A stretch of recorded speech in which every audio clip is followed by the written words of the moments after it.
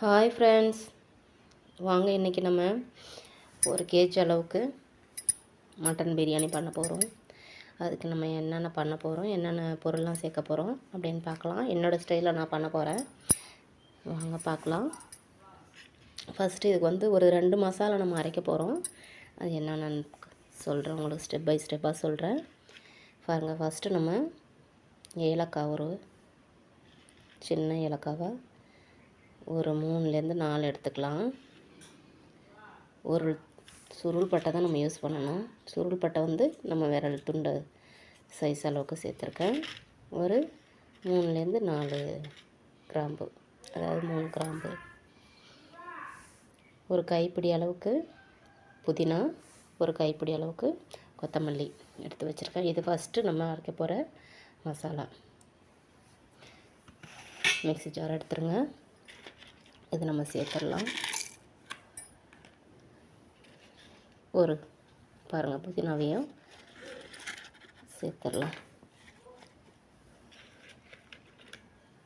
அடுத்தது கொத்தமல்லியும் சேர்த்து வச்சுக்கலாம். ஒரு 3 பச்சை மிளகாய் அதையும் நம்ம சேர்த்து அரைச்சிக்கலாம். இப்போ அரைச்சிட்டு வந்துடலாம். பாருங்கள், நம்ம பேஸ்ட் நம்ம அரைச்சிட்டோம். அடுத்தது இஞ்சி பூண்டு அரைச்சிக்கலாம். நம்ம அந்த மிக்ஸிலேயே போட்டிருக்கோம், ஒன்றும் பிரச்சனை இல்லை. ஒரு 50 கிராம் அளவுக்கு இஞ்சி, 50 கிராம் அளவுக்கு பூண்டு, இதையும் நம்ம பேஸ்ட் அரைச்சிட்டு வந்துடலாம். பாருங்கள், இஞ்சி பூண்டையும் நம்ம அரைச்சாச்சு. அடுத்தது நம்ம என்ன பண்ண போகிறோம்னா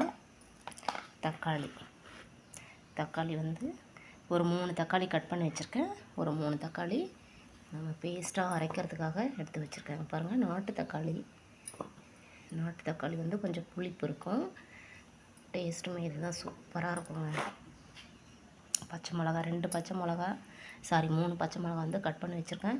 நம்ம ஏற்கனவே பேஸ்ட்டில் வந்து 3 பச்சை மிளகா போட்டிருக்கோம் இல்லையா, இதை நம்ம இப்போ தக்காளி போட்டிருக்கோம். இதை நம்ம வந்து பேஸ்ட்டாக அரைச்சிட்டு வந்துடலாம். பாருங்கள், தக்காளியும் வந்து நம்ம அரைச்சாச்சு. ஓவராக நம்ம எல்லாமே மசாலா வந்து நம்ம அரைச்சி முடிச்சிட்டோம். பாருங்கள், தக்காளி கட் பண்ணி வச்சுருக்கோம், மிளகாய் கட் பண்ணி வச்சுருக்கோம், வெங்காயம் கட் பண்ணி வச்சுருக்கோம்.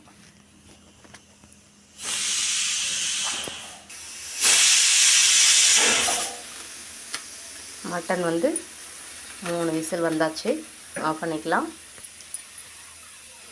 நம்ம போய் வெங்காயம் தக்காளியெல்லாம் வதக்கிட்டு சாப்பாடுக்கு ரெடி பண்ணுறதுக்குள்ளே வந்து நமக்கு ப்ரெஷர் போயிடும். நமக்கு மட்டன் ரெடி ஆயிடுச்சு. சாப்பாடு செய்ய ஆரம்பிக்கலாமா? வாங்க. பாருங்கள், இந்த பாத்திரத்தில் நமக்கு 1 கேஜி அரிசி வந்து இந்த அளவுக்கு வந்திருக்கு. நம்ம அளவு தண்ணியை வந்து இந்த அளவு தான் எடுக்க போகிறோம். அரிசியை நம்ம வேறு பாத்திரத்தில் கொட்டி கழுவிட்டு நம்ம அளவு தண்ணி வந்து இந்த பாத்திரத்தில் தான் எடுக்க போகிறோம். 100 கிராம் அளவுக்கு தயிர், ஒரு லெமனு, அவ்வளோதாங்க. வாங்க, அடுப்பு பற்ற வச்சாச்சு, பாத்திரம் வச்சுட்டோம். பாத்திரம் வந்து ஹீட் ஆகிடுச்சு.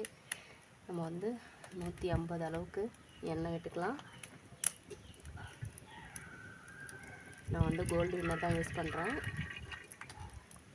நீங்கள் கடலெண்ணெய், கோல்டு வின்னர் என்ன வேணாலும் யூஸ் பண்ணலாம்.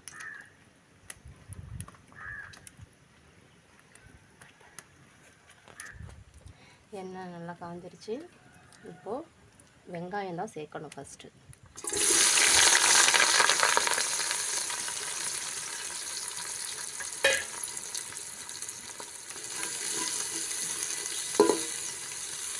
வெங்காயம் என்ன அளவுன்னு உங்களுக்கு சொல்லலை. வெங்காயம் வந்து 300 கிராம் பெரிய வெங்காயம். பாருங்கள், எல்லாமே ஒரே சைஸாக ஈவனாக இருக்கணும், மெலிசாக கட் பண்ணணும். பாருங்கள், வெங்காயம் வந்து நல்லா ப்ரௌன் ஆகிடுச்சு. பாருங்கள், உங்களுக்கு எந்த அளவுக்கு ப்ரௌன் ஆகிடுச்சு பாருங்கள். இப்போ இந்த ஸ்டேஜில் தான் நம்ம ஸ்பைசஸ் சேர்க்க போகிறோம். என்னென்னு பார்த்தீங்கன்னா 2 பிரியாணி இலை, 3 பட்டை, 2 ஏலக்காய், 2 லவங்கம், ஒரு கலர் விட்டுடலாம். நம்ம 2 பச்சை மிளகா கட் பண்ணி வச்சுருக்கோம் இல்லையா, அதை சேர்க்க போகிறோம்.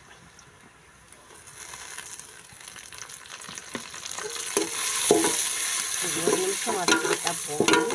பாருங்கள்,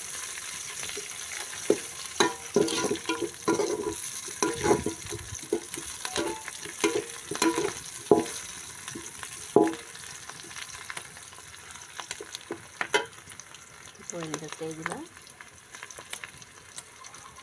இஞ்சி பூண்டு பேஸ்ட்டு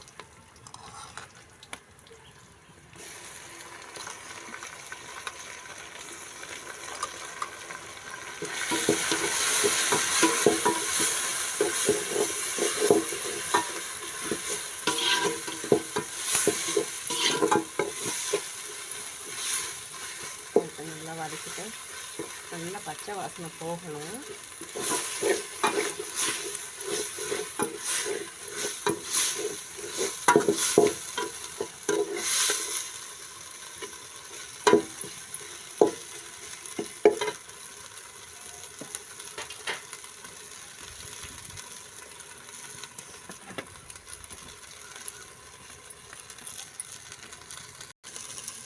அடுத்ததாக நம்ம புதினா இந்த மசாலாலாம் போட்டு நம்ம அரைக்கணும் இல்லையா, அந்த கலவையை சேர்த்து போகிறோம்.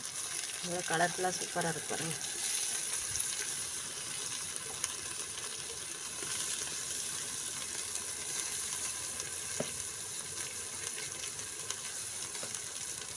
எல்லாமே நம்ம அரைச்சி போடுறதுனால நம்ம தனியாக பொரிக்கலாம் வைக்க மாட்டாங்க பசங்க. டேஸ்ட்டும் சூப்பராக இருக்கும்.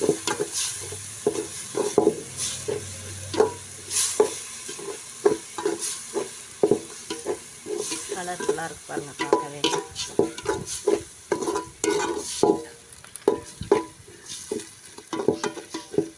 நல்லா பச்சை வாசனை போகிற வரைக்கும் வதக்கி விட்டால் போதும்.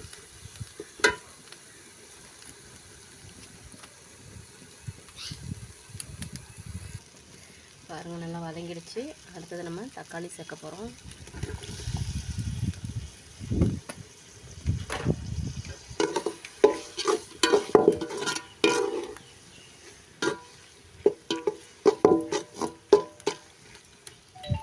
தக்காளியை நல்லா ஓரளவு வதங்கட்டும்.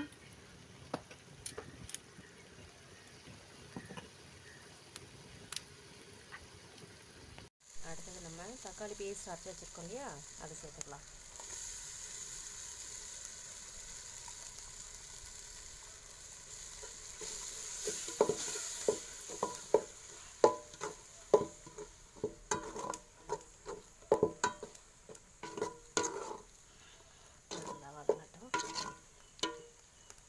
நல்லா பச்சை வாசனை போகிற அளவுக்கு வதங்கினா போதும். வெங்காயம் மட்டும்தான் நமக்கு ப்ரௌனாக வரணும். அடுத்தது நம்ம வேக வச்ச மட்டனை உள்ளே சேர்த்துக்கலாம். மட்டன் 3/4 கிலோ அளவுக்கு சேர்த்துக்கலாம்.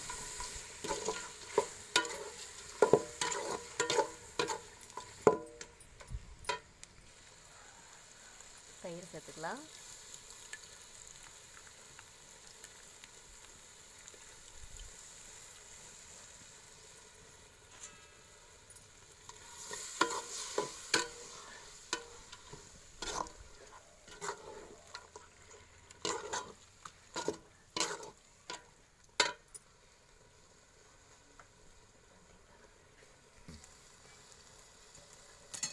அடுத்து நம்ம அளவு தண்ணி ஊற்றிக்கலாம்.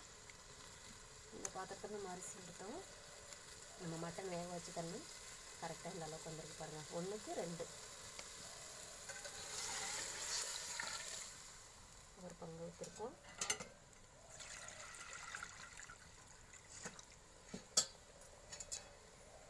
நார்மல் தண்ணி.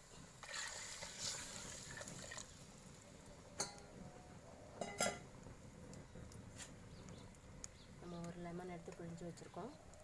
லெமன் ஜூஸ் விட்டுக்கலாம்.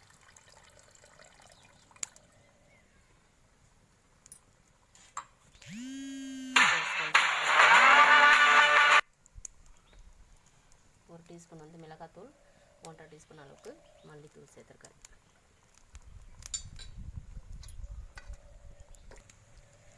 உப்பு போட்டுக்கலாங்க, கல் உப்பு கொஞ்சமாக சேர்த்துருக்கேன். செக் பண்ணிவிட்டு நம்ம சேர்த்துக்கலாம். மட்டன் வேக வச்சு தண்ணியும் உப்பு இருக்கும் இல்லையா, செக் பண்ணிக்கலாம். இப்போ மசாலா நல்லா கொதித்து வரட்டும், நம்ம க்ளோஸ் பண்ணிக்கலாம். பாருங்கள், சூப்பராக மசாலா கொதித்து வந்துருச்சு. இந்த ஸ்டேஜில் நம்ம கழுவிட்டு ஒரு 10லேருந்து 15 நிமிஷம் வரைக்கும் அரிசி ஊற வச்சோம். அந்த அரிசியை நம்ம சேர்த்துக்கலாம்.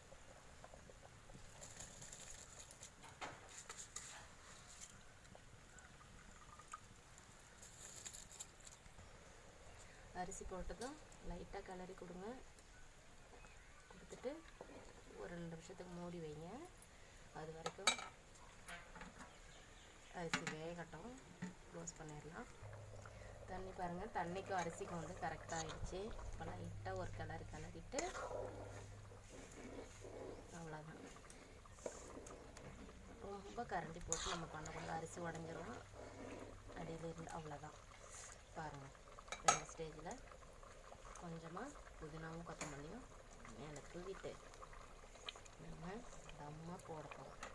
க்ளோஸ் பண்ணிவிட்டு ஓகே, நம்ம தம் வந்து ரெடி ஆகிடுச்சு. ஓப்பன் பண்ணலாம்.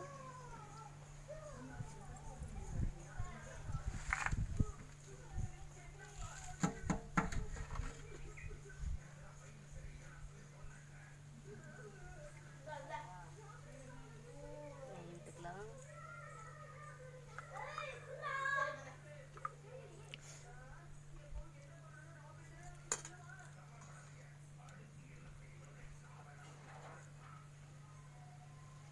இவ்வளோ சூப்பராக இருக்கு பாருங்கள்.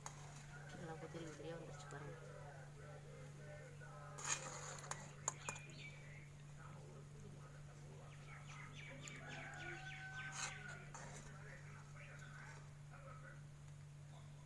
அவ்வளோதாங்க, சாப்பாடு நமக்கு ரெடி ஆகிடுச்சு. இனிமேல் நம்ம எண்ணெய் போட்டு சாப்பிட வேண்டியதான். நல்லா கலர்ஃபுல்லாக சூப்பராக இருக்குது பார்த்தீங்களா.